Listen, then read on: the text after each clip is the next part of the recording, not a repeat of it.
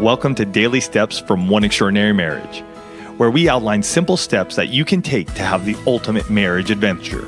I'm Tony DeLorenzo, your co-host, along with my beautiful wife, Elisa.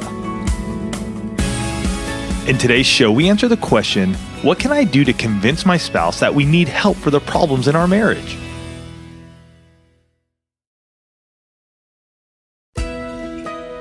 Trying to convince your spouse, begging, pleading, leaving notes, being direct, being indirect.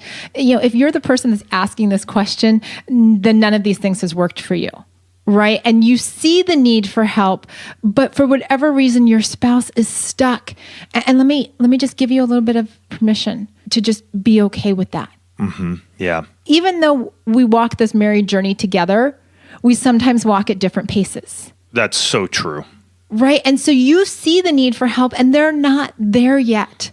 So there was a point with Elisa and I, and this had to do with a parenting issue we were facing when our oldest was in preschool, our youngest was still in a car seat, and we were having some issues parenting, coming together, seeing eye to eye on how to parent, which was causing a pretty good amount of discord in our marriage. And how are we going to work through this? So I happened to get a pamphlet or something from the preschool that they were going to have an MFT come in just to give a quick presentation workshop. And Elisa was adamant. She was just like, I'm not going. There's nothing that we need to change. And let me tell you, this is many years before we ever started the One Extraordinary Marriage show, or One Extraordinary Marriage for that matter. This was like 12 years ago, just for perspective. Yeah. But it's still, I just remember it so profoundly because I remember just sitting in this workshop, listening to this MFT share how we could do some things that could get us on the same page so that way we could grow as parents and parent together and even grow in our marriage. So it was very interesting when I came back and I was like, we need to do this. We need to at least go see her a couple times. And Elisa was reluctant. And I ended up just signing up and just going, well, I'm going.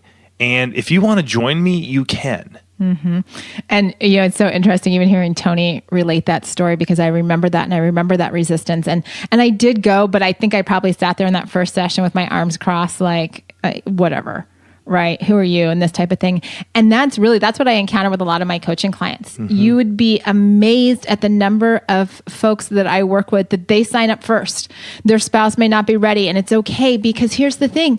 You can start to create a shift in the atmosphere working on the things that you've identified that need to change. Mm-hmm. Right? Maybe you're aware that your words need to change. Maybe you're aware that your anger needs to change. Maybe you're aware that you need to show up differently in the bedroom. Or maybe your spouse has told you all of these things. And they're like, I would love to see these things change. And you know that having accountability, that having strategy, that's going to make a difference because you've tried doing it for a long time on your own and it hasn't worked.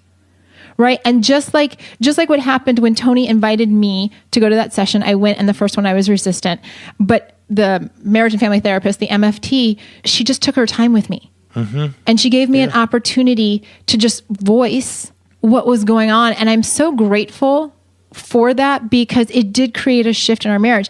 And what I learned from her, and it's the same thing that I do with all my coaching clients, if one spouse starts working with me, and they're describing stuff in their marriage, then what I do is I send an email through them, because I never email anybody that hasn't reached out to me first, and just invite their spouse to join me for a conversation.